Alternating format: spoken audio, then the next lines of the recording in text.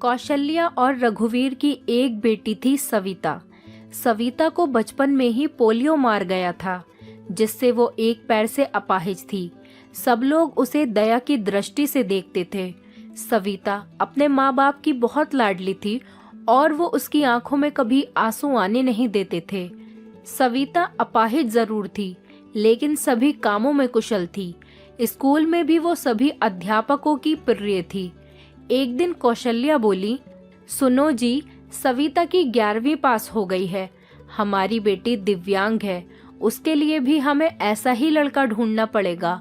लगता है उसकी शादी करने में बहुत मुश्किलें आएंगी, इसीलिए अभी से लड़का ढूंढना शुरू कर दो। रघुवीर, हाँ कौशल्या, सही कहती हो।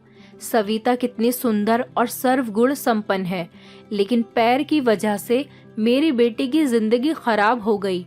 सविता ने अपने माँ और बाबूजी की बात सुन ली। वो पास आकर बोली, बाबूजी, क्या मैं आप सब पर बोझ हूँ? मेरा पैर खराब है, इसका मतलब ये तो नहीं मैं किसी और पर आश्रित रहूंगी। फिर कैसे हुई मेरी जिंदगी खराब? कौशल्या, मन छोटा मत कर बेटी। किसने कहा कि तू बोझ है? तू तो हमारी आंखों का तारा है। सविता, माँ, मैं पढ़ाई के साथ साथ कुछ करना चाहती हूँ जिससे मैं खुद पर निर्भर रह सकूं। इधर सविता की पढ़ाई पूरी हो गई और उधर रघुवीर सविता के लिए लड़का ढूंढने लगा। सविता के लिए परेश का रिश्ता आया। परेश रसायन फैक्ट्री में काम करता था। परेश अपनी माँ रमा और अपने पिताजी मुकेश के साथ सविता को देखने उसके घर आया। मुकेश, अरे बेटा, लड़की का तो पैर खराब है। परेश, पिताजी, अगर मैं दिव्यांग लड़की से शादी करूंगा तो मुझे किसी का जीवन संभालने का सौभाग्य मिलेगा। रमा, बेटा, तेरी जिंदगी है, जो भी फैसला हो सोच संभाल कर लेना। परेश, देखिए सविता जी, मैंने आपकी जितनी तारीफ सुनी, मैं खुद को आपसे मिलने से रोक नहीं पाया। क्या आप शादी के लिए राजी हैं? सविता, परेश जी, मैं एक अपाहिज लड़की हूँ और आप पूर्ण रूप से स्वस्थ हैं। क्या आप एक अपाहिज लड़की को स्वीकार करेंगे? परेश, सविता, मैं जिंदगी भर आपका सहारा बनने के लिए तैयार हूँ, अगर आपको एतराज न हो। सविता, अगर आप तैयार हैं तो मैं खुशनसीब हूँ कि मुझे आप जैसा जीवन साथी मिलेगा। सविता और परेश की बहुत धूमधाम से शादी हो गई। चारों तरफ चर्चा थी कि बड़ी भाग्यशाली है सविता, जो दिव्यांग होते हुए भी इतना अच्छा पति मिला है। रमा, बहू, आज तुम्हारा पहला दिन है, इतनी जल्दी कैसे उठ गईं? आराम से उठ जाती। सविता, माँ, मुझे जल्दी उठने की आदत है, मैंने नाश्ता बना दिया है, आप सब लोग नाश्ता कर लीजिए। रमा हैरान थी कि एक पैर खराब होते हुए भी सुबह उठकर नाश्ता भी बना दिया। इसी तरह सविता ने थोड़े ही दिनों में सारी जिम्मेदारी अपने ऊपर ले ली। सविता से सभी बहुत खुश थे। रमा, परेश, तेरी बीवी तो लाखों में नहीं करोड़ों में एक है।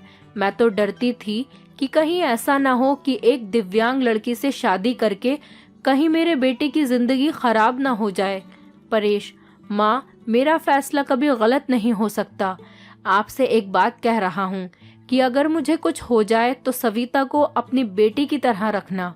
रमा, चल पागल, ऐसे नहीं बोलते, वो अभी भी मेरी ही बेटी है। और अगले ही दिन इनकी खुशियों को जैसे किसी की नजर लग गई। परेश की फैक्ट्री में जहरीली गैस लीक हो जाने से कई लोगों की मौत हो गई, जिनमें परेश भी शामिल था। जब ये खबर परेश के घर पहुंची तब घर में हाहाकार मच गया, लेकिन सविता तो जैसे पत्थर सी हो गई। वो खामोश थी, उसकी आंखों में आंसू नहीं थे। वो परेश को यूं ही फटी आंखों से देखती रही। कुछ औरतों ने उसे हिलाते हुए कहा, बहू, रो ले, देख परेश को, वो मर गया है। अगर रोएगी नहीं तो पागल हो जाएगी तू, विधवा हो गई है तू, विधवा। इस तरह की बातें सोचकर सविता फूट फूट कर रोने लगी। सविता रोते हुए बोली, उठो परेश, आंखें खोलो, मैं अकेले किसके सहारे जीऊंगी? अभी तो मैंने तुम्हारे साथ कुछ ही दिन गुजारे थे, फिर मुझे अकेला छोड़कर क्यों चले गए? परेश का अंतिम संस्कार हो गया और सविता के अरमानों का भी। रमा, अरे ये क्या बहू, सफेद साड़ी क्यों पहनी तुमने? सविता, माँ, सबने मुझसे कहा कि मेरे जीवन के सब रंग परेश के साथ ही चले गए, अब मुझे सफेद साड़ी ही पहननी है। रमा, नहीं बेटी, तुम हमारे दुख को और मत बढ़ाओ। आज से तुम कभी भी सफेद कपड़े नहीं पहनोगी। हफ्ते महीने यूं ही शोक में गुजर गए। कौशल्या और रघुवीर सविता को लेने के लिए आए। कौशल्या, मेरी बेटी का जीवन तबाह हो गया, पूरी जिंदगी अकेले कैसे काटेगी, इसलिए हम उसे अपने साथ ले जाना चाहते हैं। रमा, देखिए समधन जी, सविता कहीं नहीं जाएगी।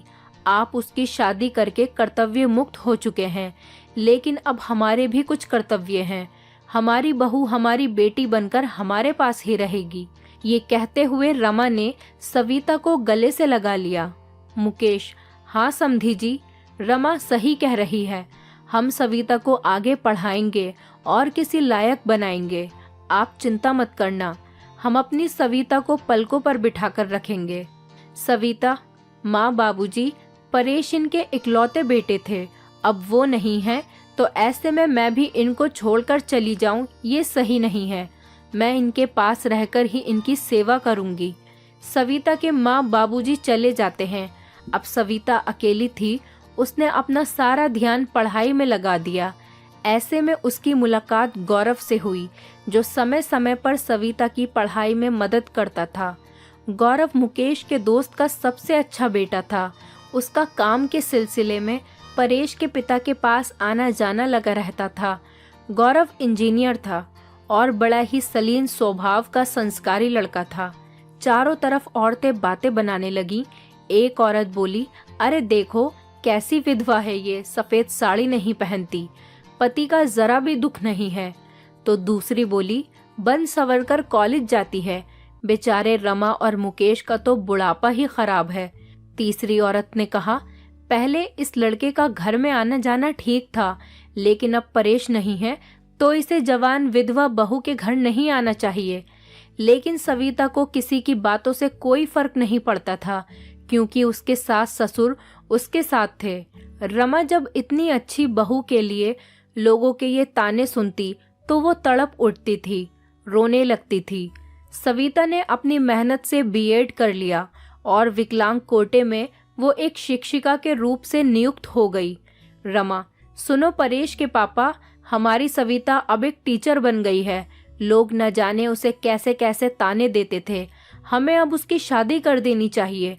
मुकेश, सही कह रही हो रमा, विधवा है, अनाथ नहीं, जो लोगों की उल्टी सीधी बातें सुनेगी। हम अपनी बहू की शादी धूमधाम से करेंगे। मुकेश ने जब अपनी बहू की रिश्ते की बात जब कुछ लोगों से की, तब लोग कहते, अरे मुकेश, तू पागल तो नहीं हो गया, विधवा बहू की शादी करना चाहता है तू? मुकेश, हाँ, मैं उसकी शादी करना चाहता हूँ, उसकी जिंदगी से विधवा शब्द हमेशा के लिए मिटाना चाहता हूँ। तभी गौरव ने आ करके कहा, गौरव अंकल, अगर आप सविता के काबिल मुझे समझें तो मैं आपकी बहू से शादी करने के लिए तैयार हूँ। मुकेश, गौरव तुम? गौरव, हाँ मैं। मुकेश, मुझे यकीन ही नहीं हो रहा है कि मेरी बेटी को तुम्हारे जैसे लायक और होनहार बेटा पसंद करेगा।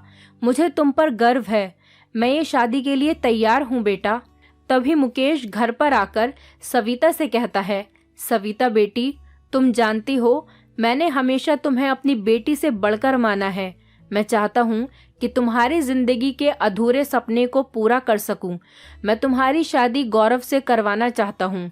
तुम्हें कोई ऐतराज तो नहीं? सविता, पिताजी, परेश की जगह शायद ही मैं किसी को दे पाऊं, लेकिन आपने जो मेरे लिए किया है वो कोई नहीं कर सकता। आपका फैसला मेरे सर आंखों पर, जैसा आप कहें मुझे मंजूर है। और फिर सविता और गौरव की धूमधाम से शादी हो गई और सब खुशी खुशी से रहने लगे। दोस्तों, उम्मीद करती हूँ आपको हमारी कहानी पसंद आई होगी। कहानी पसंद आई है तो वीडियो को लाइक करें, चैनल पर नए हैं तो चैनल को सब्सक्राइब करें और हाँ, नोटिफिकेशन बेल को जरूर दबाएं ताकि अगली अपडेट सबसे पहले आपको मिले।